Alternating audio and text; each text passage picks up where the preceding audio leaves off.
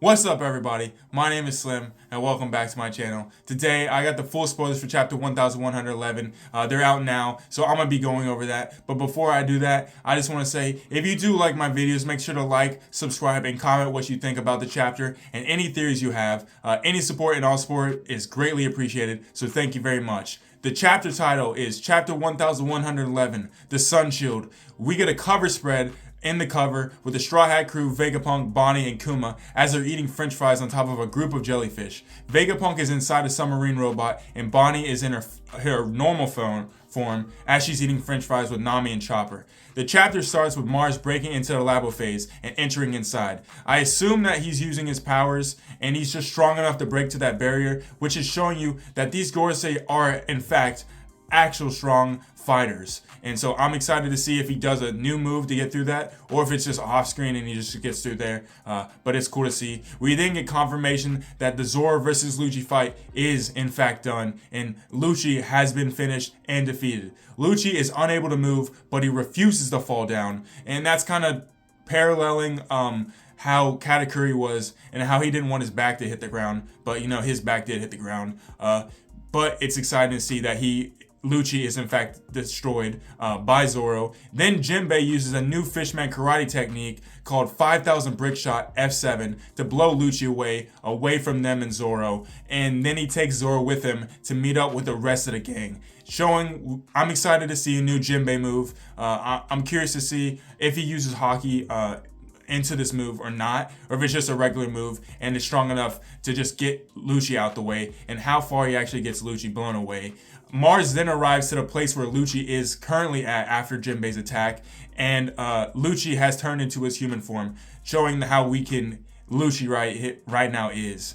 Lucci then reports everything to Mars he knows and says Vegapunk's message will begin in 6 minutes. Mars compliments Lucci and flies to the laboratory, showing you Lucci is a snitch, and that, I don't know how much more information that Mars would have needed from Lucci that he already got, but maybe there's some information that Lucci hasn't revealed to everybody else, or that everybody else doesn't already know about that Lucci knows. I'm curious to see if there's anything there, but there could not be anything. And we get news that it's already 6 minutes. From the last chapter, it was 7 minutes. So it's moving at pretty decent speed. I think it's going to start picking up, and it won't be just like 1 minute every chapter. I feel like next chapter will probably be down to 3 minutes or so. But since he's going towards the laboratory phase, I want to know if they're actually going to be able to stop the message in time if it's already at 6 minutes. And I think this might show you how fast the Gorosei can actually move as in their monster forms. But we'll see that later on.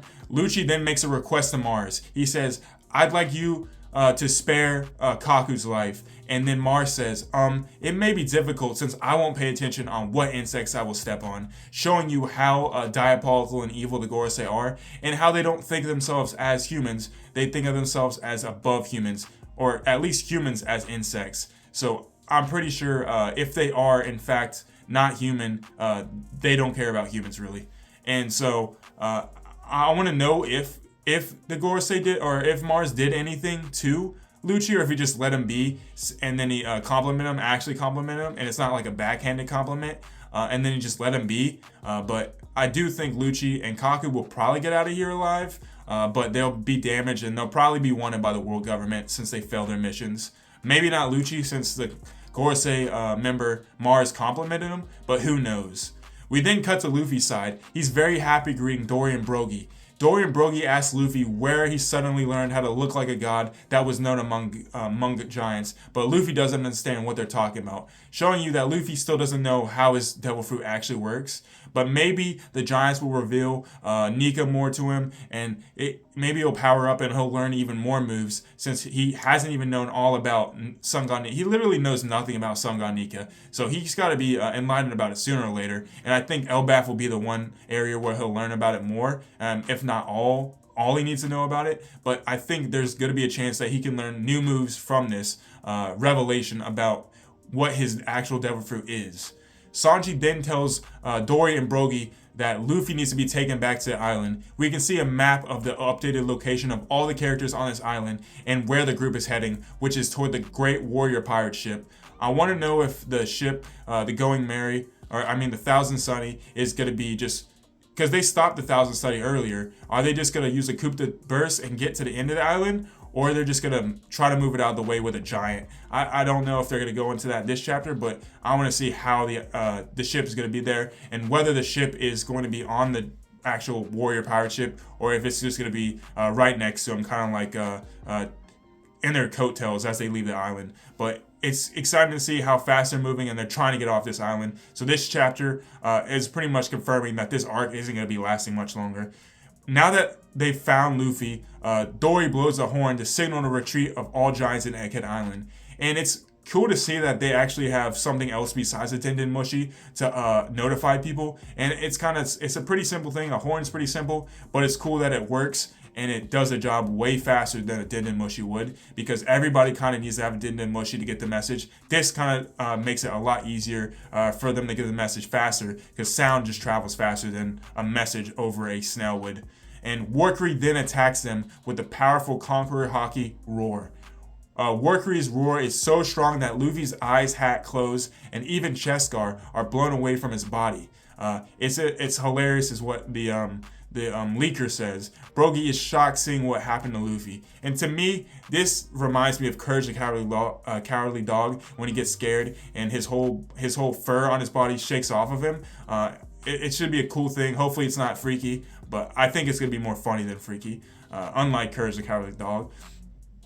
Warcury's Conqueror's Haki reaches even the Marines' battleships in the sea, and submarines are fighting, showing you how far his Conqueror's Haki spreads and how powerful it is, how it's still knocking out Marines. I want to know if it has anything else special with it. Saturn was able to take off people's heads, but maybe that's just because that's how powerful his was. But his might have been more contained, where he, like, you know, I feel like if the powerful you are and you contain it into a certain radius, you can do more damage to people. So maybe since Warcury just wanted to spread it out even farther, and it's not as contained, it just knocks people out and makes them disoriented or something like that. But if he did that damage to Luffy, where he's starting to shake, I wonder if he did anything to the Giants, or the Giants were totally unfazed by it.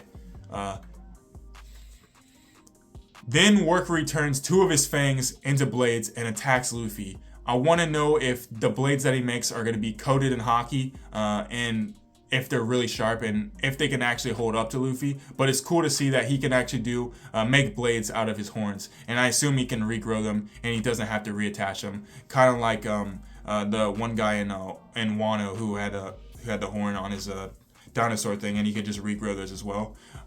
Dory and Brogy then use a sun shield to block Warcury's attack, and Warcury's attack is called Savalin, a legendary shield in Nordic mythology, which stands in front of the sun, protecting the world from her heat.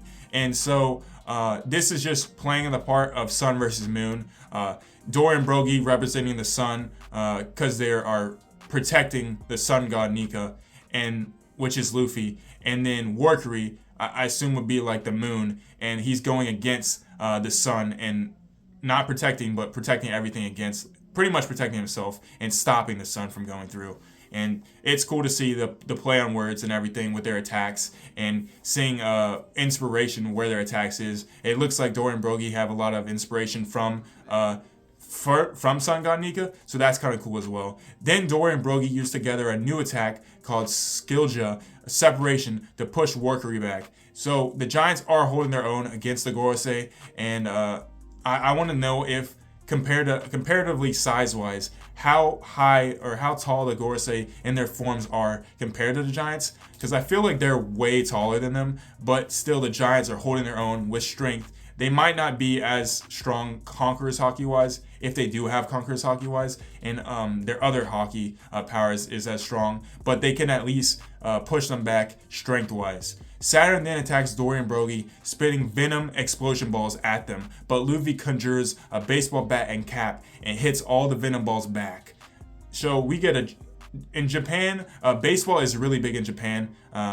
I just know that because I watch baseball in America, and I know a lot of the baseball players now are coming from overseas in Japan and over in that area. But it's huge in Japan. They even played a game, I think, in Korea maybe, with the Dodgers recently. So it's cool to see, and it's kind of cool that they kind of planned it off right as baseball is about to start. Spring training ends, I believe, this week, and then the regular season for baseball opening day starts next week.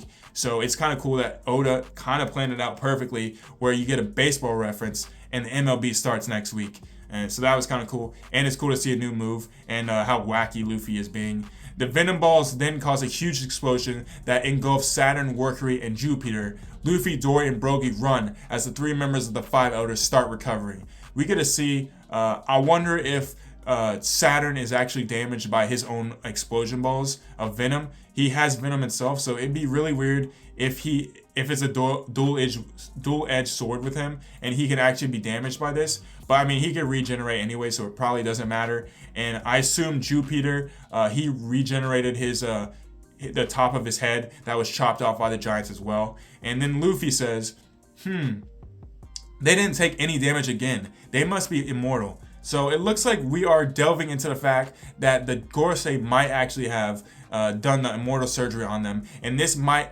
in fact let them not get hurt or regenerate as soon as damage happens. I wonder if this is true, if a person that's fighting them goes so fast that they can stop them before they even regenerate, and that's the only way they can stop the Gorosei from and kill them, is if they beat them up fast enough that they can't regenerate in time, and whether this is actually tied to them being immortal or not. But I assume it is, and that's the case, and this might be confirmation at this point. Dory and Brogy then say, we haven't heard of any power or race that can do this. It's just showing you that the Gorosei have they're shrouded in a lot of mystery and how their powers work, what they actually are, and if they're immortal or not. Hopefully we get answers soon before this arc ends, but there's a chance we don't. Maybe the Gorosei will say something because they hear Luffy talking about this, but maybe not. We then see a montage of all the groups heading towards the giant warriors pirate ship.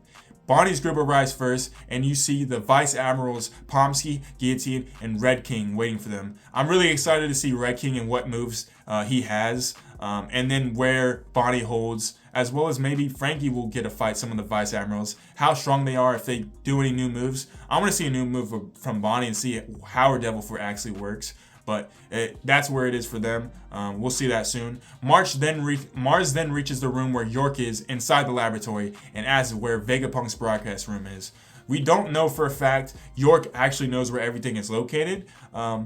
They have to be sunk up to the Punk records, and the 3, Stella and then the 2 other Vegapunk satellites were in the message, but no one else. So there's a chance that Vegapunk and the other 2 kept it secret from the rest in case there was a snitch or a rat on the island, being York. But maybe York actually knows, and this could foil Vegapunk's plan. Hopefully not, because I want to know what the reveal is that Vegapunk planned, and I'll be devastated if we don't get that information. It'll be really huge and a big issue. Not really a big issue, but a big upset for a lot of people that we don't get any more reveals in this arc.